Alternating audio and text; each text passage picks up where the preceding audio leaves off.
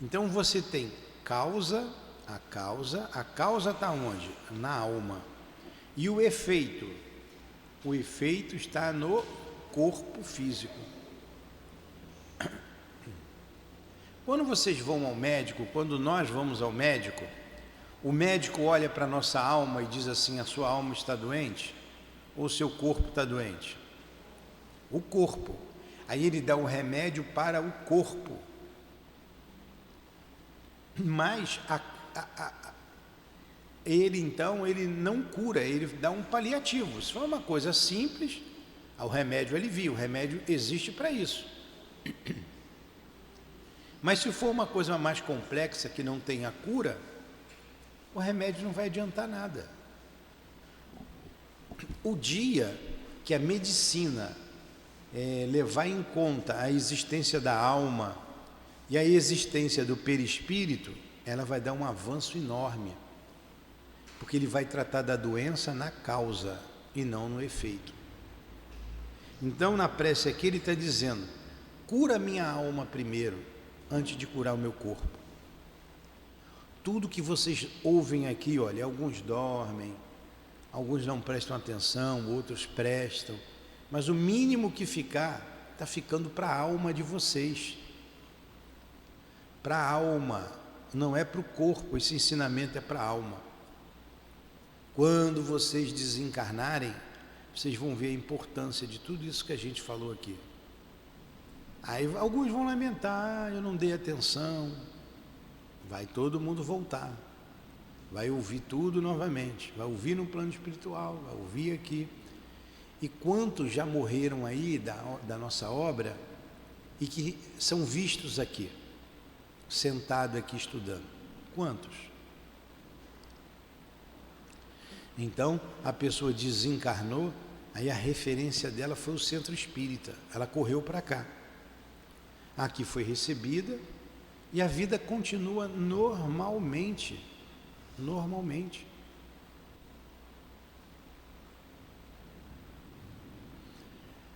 Ninguém some, ninguém vira fumacinha, a gente continua vivo, com os mesmos sentimentos, os mesmos pensamentos, estudando e trabalhando do mesmo jeito. Vamos ler mais um pouco.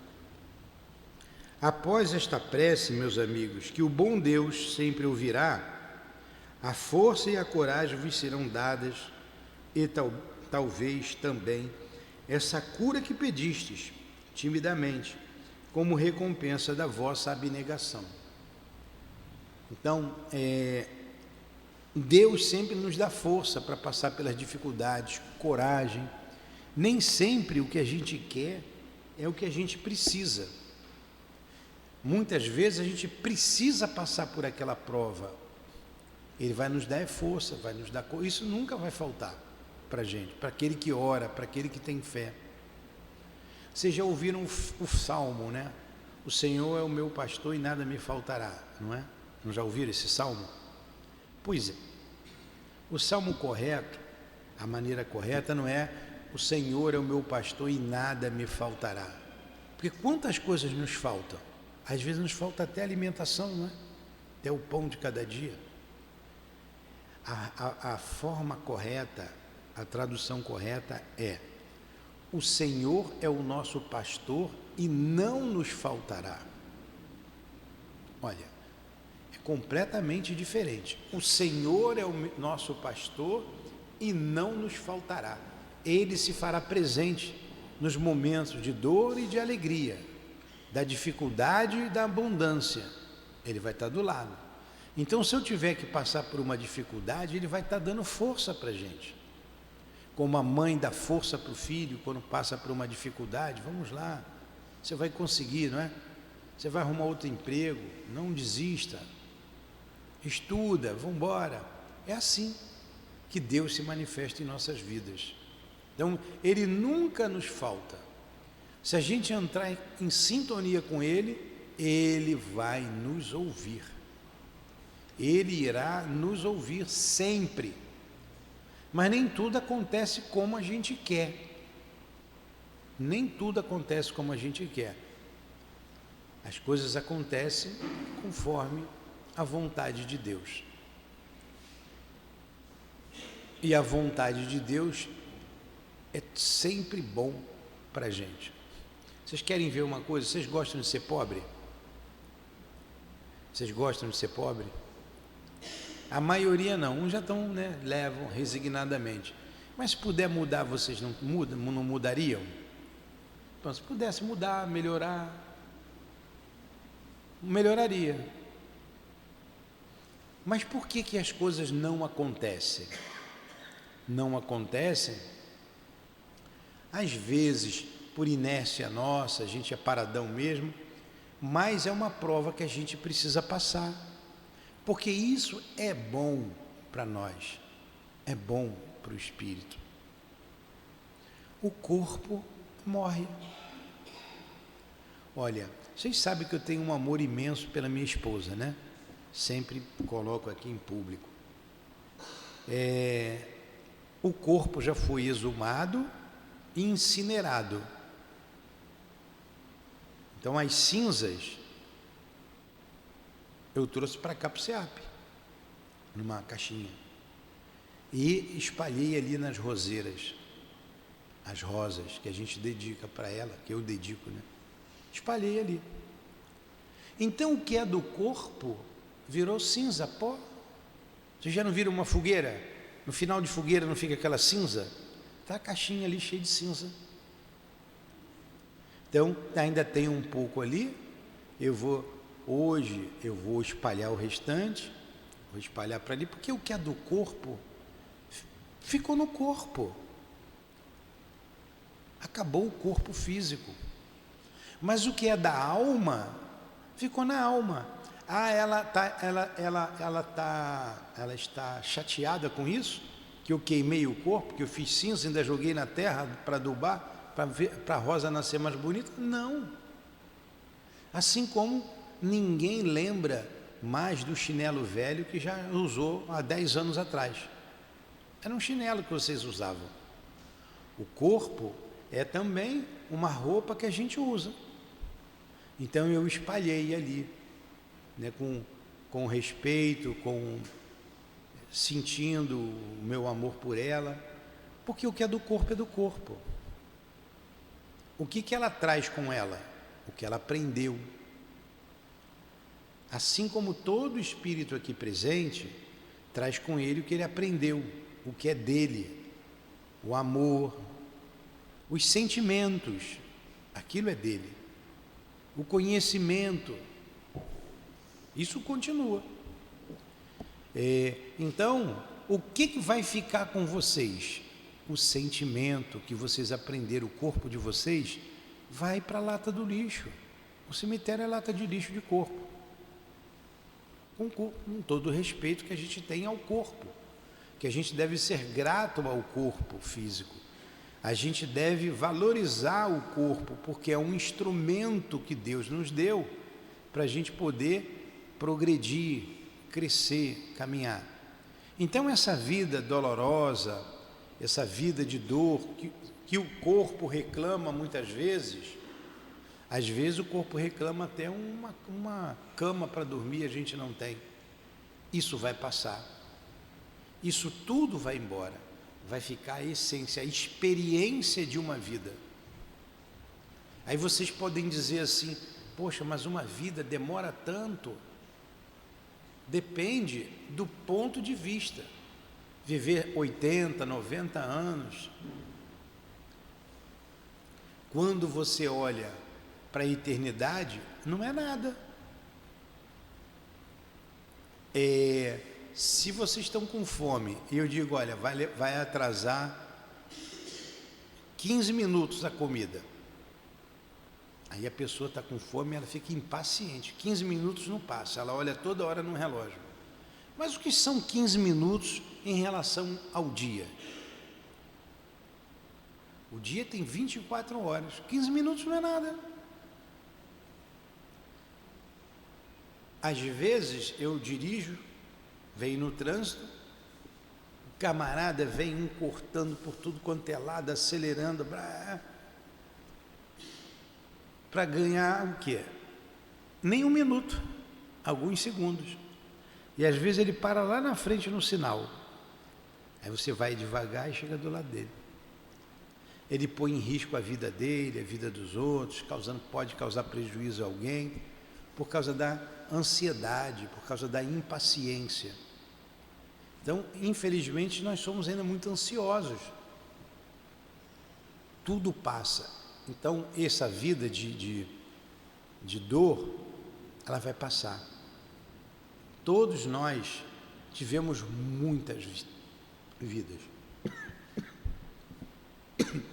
Muitas vidas e muitas mortes.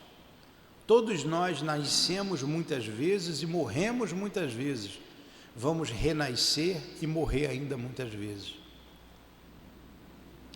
Porque a gente precisa progredir moralmente e intelectualmente. Pode ser que essa vida de vocês agora, para a maioria de vocês, não haja o progresso intelectual. Muitas de vocês não sabem ler. Olha o corpo reclamando aqui, eu dormi de lado, está doendo a beça aqui atrás, mas é que eu dormi mal. Mas passa, né? É do corpo, vai passar. O que foi que eu falei? Não, antes de dormir o mal. Tudo passa. Eu esqueci, ó. Mas olha, essa vida aí vai passar. Tudo vai passar. Muitas vezes vocês morreram, muitas vezes vocês nasceram. Então o que vai ficar... Ah, sim, agora eu lembrei. Está vendo? Vocês não estavam prestando atenção no que eu falei. Muitos não tiveram acesso à escola, a uma faculdade, a uma universidade. Não trabalharam o intelecto por falta de oportunidade. Muitos de vocês atingiram o nível ali e não conseguiram ir adiante. Porque não era o objetivo dessa vida. Pode ser que muitos de vocês tenham até uma cultura todo mundo tem, tá? O índio tem a cultura dele, nós temos a nossa.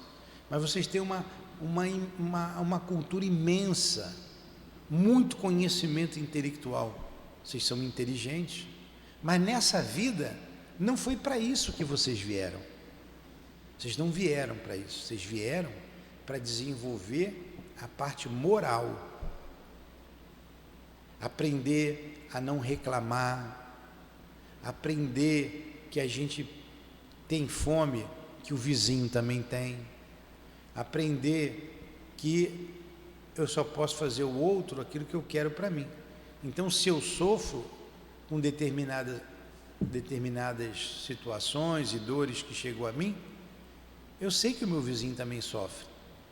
Eu sei. Então, eu não posso deixá-lo sofrer. Se eu tenho fome, todo mundo tem fome. Pode ser que algumas de vocês tiveram dinheiro e nunca ligou para ninguém, sempre ignorou. Agora vocês não têm dinheiro nem para comprar um remédio. Mas antes tinha abundância, e quem estava doente, vocês não estavam nem aí. Vocês comiam do bom e do melhor. Quem estava com fome, que morresse de fome. Então a gente tem uma experiência na pobreza, né? A miséria ainda é coisa do homem. Deus não quer ninguém na miséria. Mas o nosso país, infelizmente, um país tão bonito, tão belo, tão rico e de tantos miseráveis, falta até o que comer. Por quê? Para vocês aprenderem a valorizar. Aí vocês têm que pedir aqui, pedir acolá. Muitas vezes sofrem humilhações.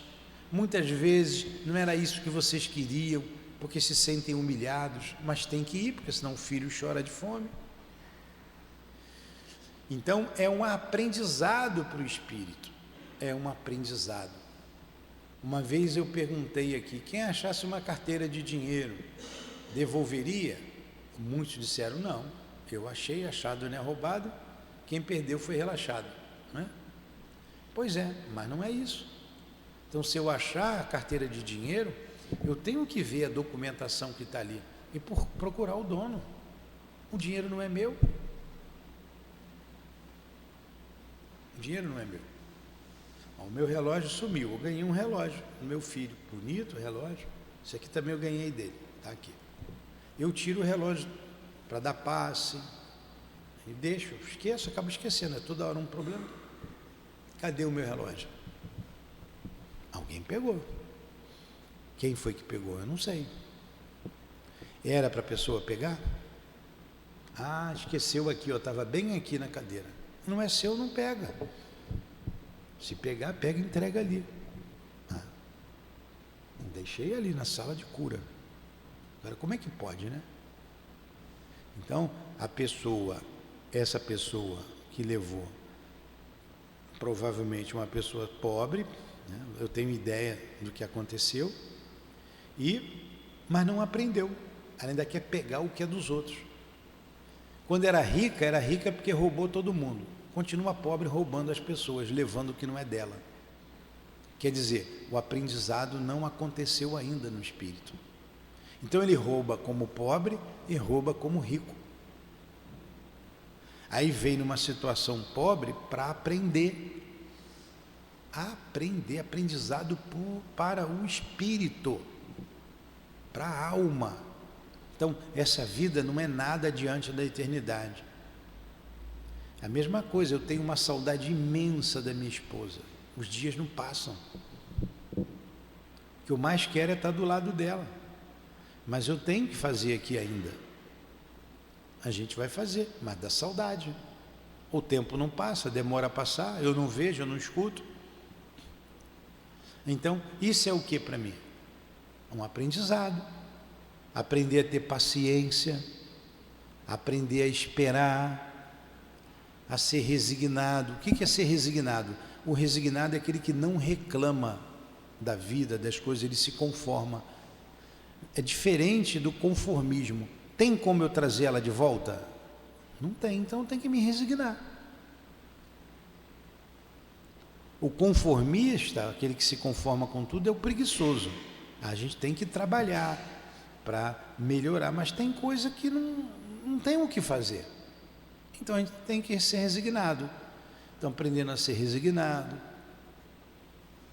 aprendendo a lidar com a dor da solidão, da saudade, buscar no outro essa companhia. Quanta coisa que a gente aprende com a morte de um ente querido que sai da nossa vida tão cedo. É aprendizado para ela, porque várias vezes a gente já ouviu que ela está com saudade, que sente falta também dos filhos, muito maior do que a gente está aqui.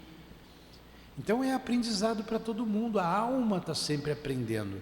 E a dor é um instrumento. A dor é um instrumento que Deus usa para a gente crescer. Quanta coisa você aprendeu aí, né, nessa dor, né, não foi? Você não tirou um grande aprendizado? Você não nasceu assim. Aí quantas vezes você pensa, se eu tivesse cuidado da minha saúde, quantas coisas você não faz mais que você fazia, né? Está tendo disciplina para não ter outro AVC, não é?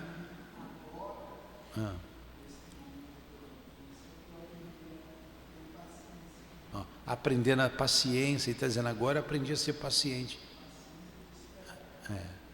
Há quanto tempo você está assim? 6 anos vai fazer, está vendo? Aprendendo a ter paciência.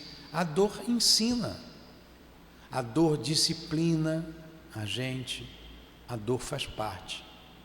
Então, quando a menina aqui ficou cega, isso é um ensinamento, é uma dor. Imaginem vocês cegos. Imagina se agora, de repente, todo mundo ficou cego. Como é que vocês vão para casa?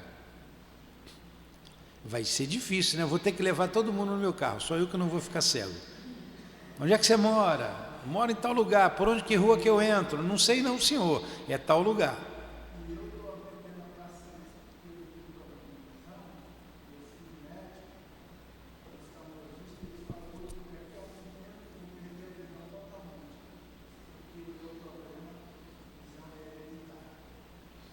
Está vendo? Ainda tem um problema da visão. Olha, já enxerga pouco, né? Isso tudo a gente tem que ir a médico, tem que buscar os recursos da medicina, mas se não tiver os recursos da medicina, você tem que tomar passe aqui. Eu não vejo você no passe aqui de quarta-feira. Precisa estar no passe de quarta-feira. Toda quarta-feira tem passe de cura. Por que você não vem? Você mora aqui pertinho. Tem um recurso aqui para vocês do passe. Quarta-feira. Então, quantos? É um trabalho muito bem feito. Os casos, você também pode ir no sábado também, quarta e sábado. Sábado você está aí, vai lá para a farmácia para a gente te atender. É recurso que a gente busca para aliviar, né? Para não ficar cego, para andar mais rápido, enfim. Então ele está falando que a menina ficou cega. Ela ficou cega por um motivo qualquer, que a gente não sabe. Eu fiz uma hipótese aqui do suicídio, mas não é só isso. Não é só isso. E ela então vai tirar um aprendizado. Aí imagine vocês cegos agora. Vão ter que acostumar com isso. Vai ser muito difícil hoje, essa semana, esse mês, esse ano. Quando vocês verem que não tem jeito a cegueira, aí vocês vão se adaptar. Vão ter que se adaptar. Vai precisar sempre da ajuda de alguém. Olha só, antes a gente se achava, está faltando um nome aqui, independente, mas ainda tem um outro nome ainda. Independente, não preciso de ninguém. Eu não preciso de ninguém. Eu tenho o meu dinheiro, eu ganho a minha vida, sou eu que faço, não preciso de ninguém, os outros que se dane. Aí vem um problema que eu preciso de alguém para me dar a mão, para me levar, para me trazer. Ó o aprendizado, né? Eu preciso de todo mundo e as pessoas precisam de mim. E uma paralisia qualquer, seja ela na vista, na visão, no corpo físico, você não sempre precisa de alguém para te ajudar, para atravessar uma rua, né?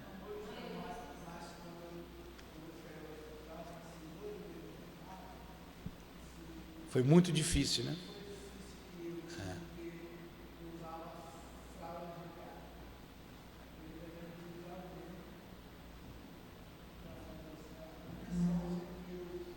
Tá vendo?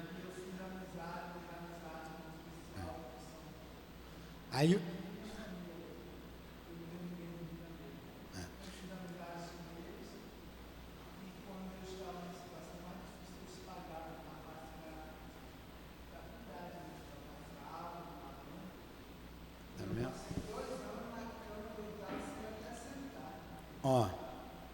não é mole passar 2 anos numa cama sem quiser nem se sentar.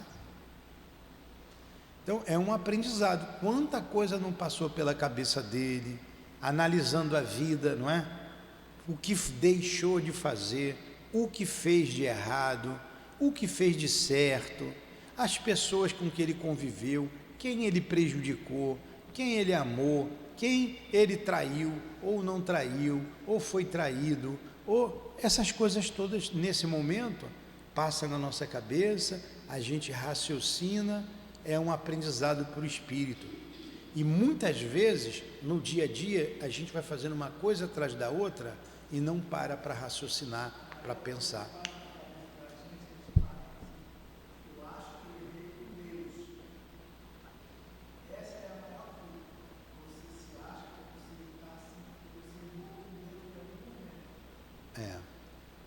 Você não ligava para Deus antes. Antes você ligava para Deus? Antes você acreditava em Deus? Sempre acreditou, mas agora aumentou a fé, né? Então vamos lá. Então a menina ficou cega aqui por um motivo qualquer. Mas o que o Espírito está dizendo? Tudo que eu disse para vocês aqui. Ele está dizendo, olha o que ele diz. Após essa prece, meus amigos, que o bom Deus sempre ouvirá, a força e a coragem vos serão dadas, e talvez também essa cura que pediste, timidamente, como recompensa da vossa abnegação. Então, pode ser que a cura venha. Como ele disse ali, cura primeiro a minha alma. Ela é que está enferma. Se não curar a minha alma, vai voltar cego de novo. vai voltar com o mesmo problema. Entretanto, já que estou aqui, aí o Espírito diz assim, já que eu estou aqui, em uma assembleia em que antes de tudo se trata de estudos, eu vos direi que aqueles que são privados da visão deveriam considerar-se como os bem-aventurados da expiação. O que é uma expiação? Expiação é uma dor em que você vai pagar uma dívida. A expiação, o espírito está doente, e ele vai se curar. A expiação é isso. Você vai pagar uma dívida. Por exemplo, vou falar da minha Lurdinha de novo. A morte dela fez com que eu pagasse uma dívida. É uma expiação. É uma prova e é uma expiação. Então, você precisava passar por isso. Eu me lembro que há muito tempo atrás, alguns séculos atrás, mas faz tempo, eu me suicidei porque ela tinha morrido. Agora ela morreu e a gente está trabalhando, então a gente venceu a prova. Foi uma expiação. Eu estou me quitando de um débito lá do passado. Entenderam o que é expiação? Não tem cura. Então ela está privada da vista, aquilo é uma expiação. Quer dizer, ela fez alguma coisa em que ficou cega. Aí ele está falando, os que sofrem a privação da visão são os bem-aventurados da expiação. Ela expiou, está expiando um passado. A alma dela vai sair curada de algo que ela fez. Agora, nessa expiação, ela vai ter que desenvolve outras virtudes, como, por exemplo, e principalmente, a paciência. A paciência. A gente não dá tanto valor à paciência, mas a gente precisa ter paciência. Paciência. Paciência. Tem um senhor que eu conheço, chamo ele de comandante, todo mundo conhece ele como comandante. Ele está com seus 90 e poucos anos, um senhorzinho, sempre trabalhou mediunicamente. Ele cuida da esposa que ficou doente, é ele e a esposa só em casa. Aí quando vai falar com ele, diz assim, o Espírito sempre dizia para mim, paciencinha, paciencinha, paciencinha. Poucas vezes que eu fui lá visitá-lo, ele tem que ter paciência, Nilton, paciência, paciência. A paciência é uma virtude pouco utilizada. A gente normalmente é muito impaciente. A gente quer na hora. A gente quer as coisas na hora, naquele momento. E não é assim. Tem que ter paciência. A gente levou 9 meses para nascer, pô. Tem uns impacientes que nascem antes, né? Pula antes. Mas foram 9 meses. Então, desde o princípio da vida,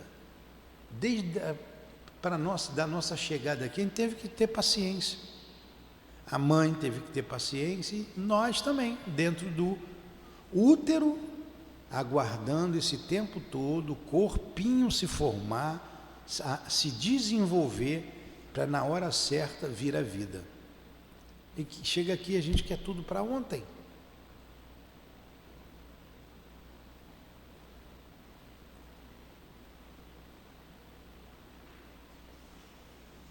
Vamos lá. Alguma pergunta?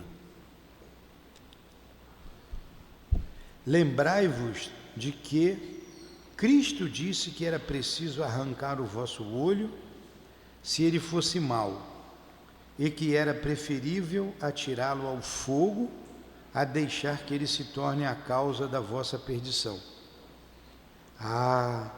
Quantos existem na terra que um dia nas trevas amaldiçoarão terem visto a luz. Sim, como são felizes aqueles que por expiação são atingidos na vista. Seus olhos não serão motivos de escândalo nem de queda. Eles podem viver inteiramente a vida das almas. Eles podem ver melhor do que vós, que tendes a visão perfeita. Olha o que ele disse aqui. Quantos, depois que a vida passar, chegarem no plano espiritual, vão amaldiçoar a vista. Quantos gatunos vão amaldiçoar até a habilidade que tinham com as mãos? Por isso que você vê gente nascer sem braço, nascer cego, nascer mudo, nascer surdo, nascer com câncer. Sem o quê? Uma doença grave que não tem cura, porque usou mal o corpo, usou mal. Então muitos vão amaldiçoar isso, e muitos, como é o caso da menina, ela sendo resignada, vai abençoar, vai dizer: graças a Deus eu vim cego nessa vida, porque a minha vista não foi mais motivo de escândalo, de queda. Vocês, graças a Deus, todos nós aqui estamos perfeitos. Então vamos valorizar a nossa vida, o nosso corpo, valorizar os braços perfeitos que a gente tem, as mãos, os pés, valorizar. Quando Deus permite que eu venha abrir a pálpebra, aqui ó, pálpebra, de algum desses pobres sofredores, Ele restituir a visão, digo a mim mesmo: querido amigo, por que não conheces todas as delícias do Espírito que vive de contemplação e amor? Então não pedirias para ver as imagens menos puras e menos suaves do que aquelas que podem entreter sua cegueira. Quantas vezes me vem na cabeça que a pessoa está olhando filmes complicados, nojentos, em vez de usar a visão para ver o que eleva, vai ver o que não presta. Aí ele está dizendo aqui: por que você não aproveita, você que está cego, e não olha para si, para dentro de si, contempla as belezas da alma? Eu tinha uma pessoa conhecida, não era meu amigo, mas eu sempre ouvia falar, um palestrante espírita, e ele dizia que conhecia a cor, sabia que era vermelho, verde, azul. Como é que pode, se ele é cego, sabia a cor? Porque ele via com os olhos da alma, com os olhos da alma. Então, a gente tem que, ele está falando assim: aproveita esse momento, contempla a vida do Espírito. Como era o nome dele? Fazia sempre palestra lá no Leão Denis. Ele vinha com o Livro dos Espíritos em braille, era enorme, eram 4 volumes desse tamanho assim. Ele era alegre, excelente palestra. Daqui a pouquinho vem. Sim, bem-aventurado o cego que quer viver com Deus. Era o caso dele, desse que eu estou citando aqui. Poxa, como é que é o nome dele? A, B, C.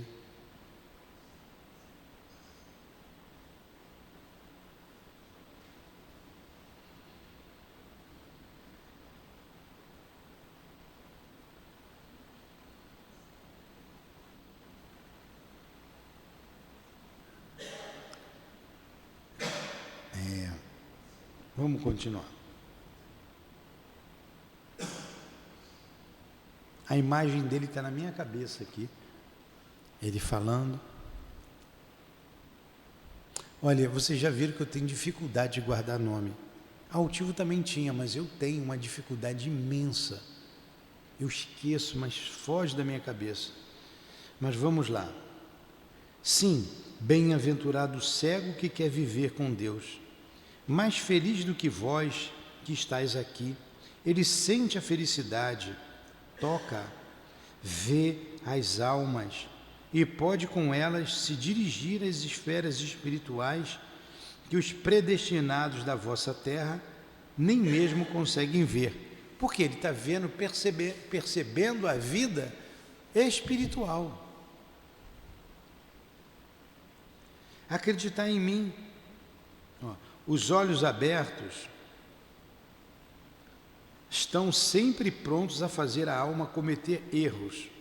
Fechados, ao contrário, estão sempre prontos a fazê-la subir até Deus. Acreditai em mim, meus bons e queridos amigos. Muitas vezes, a cegueira dos olhos é a verdadeira luz do coração, enquanto que a visão quase sempre é o anjo tenebroso que conduz à morte. Agora, algumas palavras para ti, minha pobre sofredora. Espera e tem coragem. Se eu te dissesse, minha filha, teus olhos vão se abrir, como ficarias feliz? Mas quem sabe se essa alegria não te perderia? Tem confiança no bom Deus que faz a felicidade e permite a tristeza.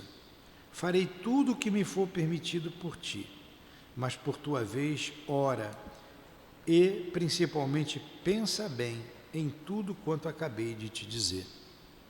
Olha que mensagem bonita, né, que ele deu para a menina. Então, era esse o estudo de hoje. Tem uma nota aqui que eu vou ler, a nota pequena, e a gente vai fazer a nossa prece. Alguma pergunta? Espera aí, eu não estou conformado em não me lembrar o nome lá do meu amigo.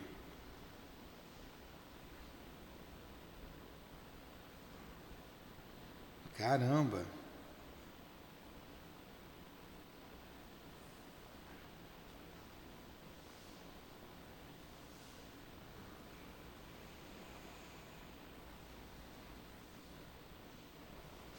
Quer dizer, meu amigo, ele não era meu amigo. Eu o via lá sempre, né?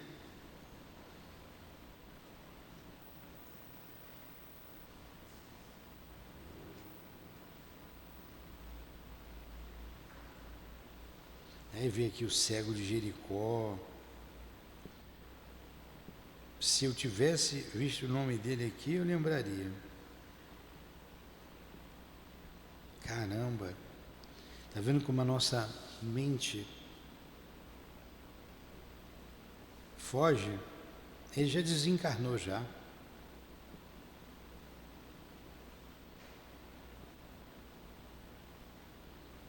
Ele já desencarnou.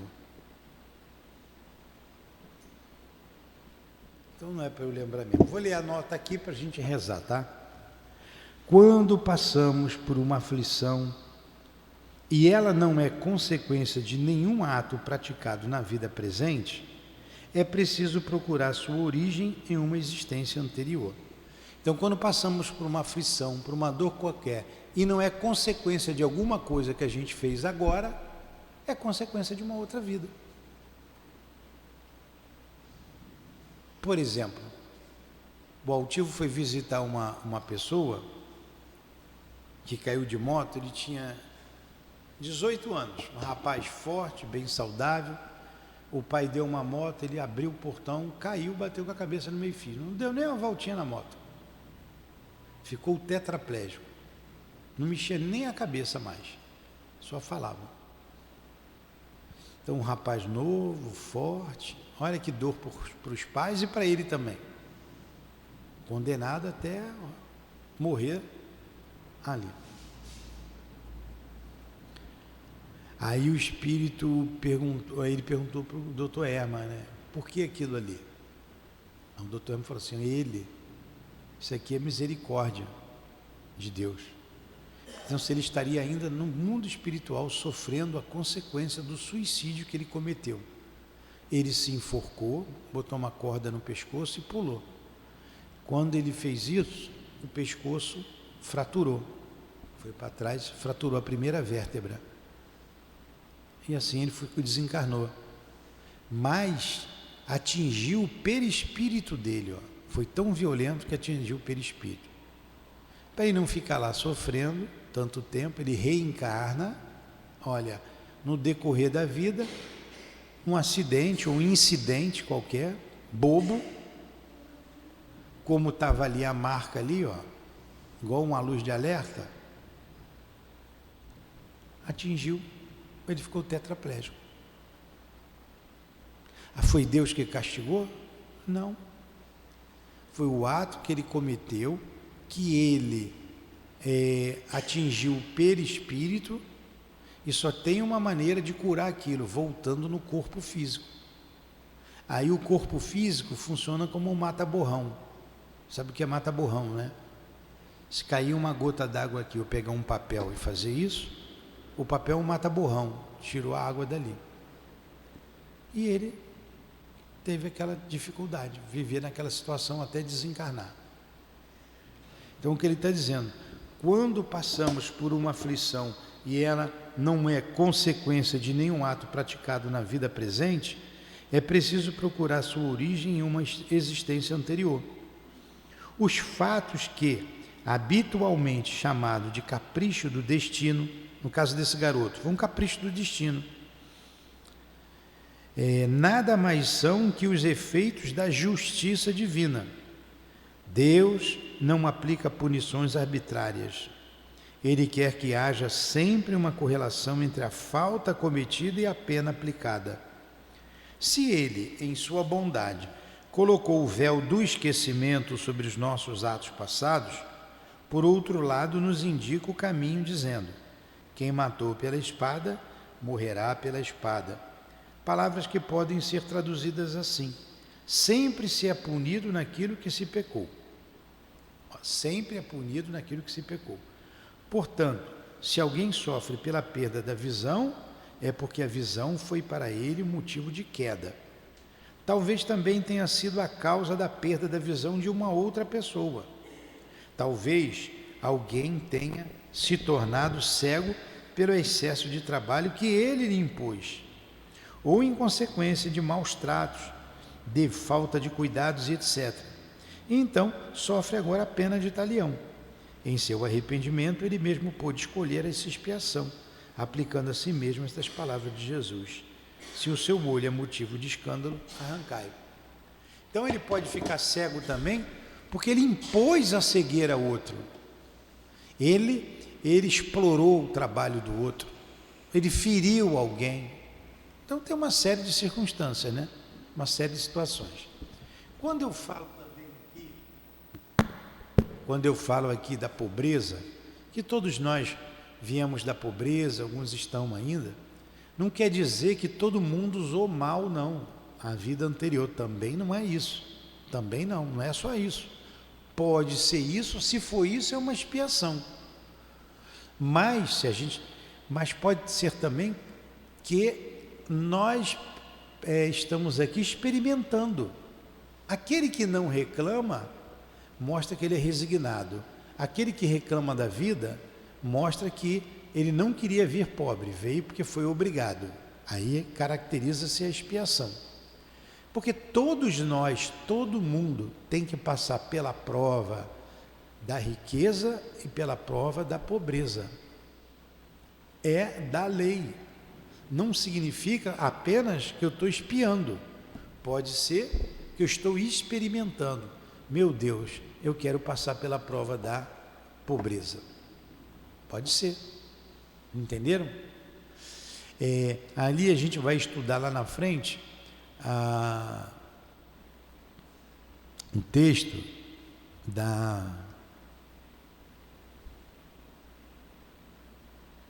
o nome está aqui. Ela vem rica, vocês vão lembrar, ela vem muito rica, e ela vai com a sua carruagem ao encontro da miséria, da dor, para levar a Condessa Paula. Ela vai levar alimento nas comunidades, agasalho, que era lá na Europa, muito frio, remédio, visitar em hospitais. Mas ela era muito rica, o marido dela era rico e ela era rica. Aí no final ela diz assim: essa foi a última prova que eu pedi, a prova da riqueza, porque é a mais difícil de todas. E eu deixei por último. Então a Condessa Paula, como foi conhecida, ela várias vezes veio na pobreza, porque ela pedia. E chegou um momento que ela teve que ser rica. E conseguiu passar, felizmente, pela riqueza. Então, a gente vem rico ou vem pobre porque a gente precisa, é um aprendizado para o espírito. É uma necessidade. Quem nunca foi rico, um dia vai ser. Quem nunca foi pobre, um dia vai ser. E se a gente usar mal a riqueza, vai ter que vir rico de novo até aprender, ou pobre de novo até aprender. E a dor é muito grande. A gente tem no livro Memória de um Suicida, o espírito chamado lá Jerônimo, ele vai reencarnar com uma expiação, ele coloca ali, a expiação da riqueza. Ele vai ser muito rico, fazendeiro, muito rico, mas ele vai perder tudo, vai ficar sem nada. E a única coisa que ele vai ficar é o orfanato que ele vai fazer, que ele se propôs a fazer, né? Se ele cumprir tudo direitinho, aquelas crianças é que vão ser o arrimo dele, porque ele não vai casar, os pais vão morrer cedo, ele vai ficar sozinho. E ele vem com a expiação da riqueza. Ó. Porque anteriormente ele faliu com a riqueza. Vamos fazer a nossa prece? Alguma pergunta? Foi bom o estudo?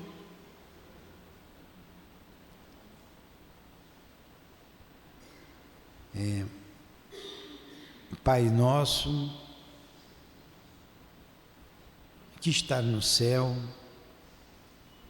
nós te agradecemos a vida, te agradecemos as provas, agradecemos as expiações, porque passamos aqui na terra. Pedimos forças para poder enfrentar todas essas dores que já chegaram em nossas vidas ou que chegarão. Pedimos forças para sermos resignados e coragem para continuar vivendo com alegria, servindo sempre, no limite das nossas forças, ao próximo, fazendo ao nosso irmão o que gostaríamos que ele fizesse por nós. Abençoe a nossa casa espírita, esta casa de amor que tanto nos esclarece. Abençoe os trabalhadores, encarnados e desencarnados. Abençoe essas mães, esses homens que aqui estão e que vêm aqui sempre buscar o pão da matéria e recebem também o pão da alma. Alimenta-os, Senhor, com teu alimento. Alimenta todos nós. Agradecidos, terminamos em nome do amor que vibra nesta casa, do nosso amor, Lourdinha, do amor do nosso irmão altivo e de toda a coluna de espíritos que sustenta o nosso SEAP. Mas acima de tudo, em nome do teu amor, Jesus, e do amor de Deus, nosso Pai, é que damos por encerrados os estudos em torno do Evangelho da manhã de hoje. Que assim seja. Graças a Deus.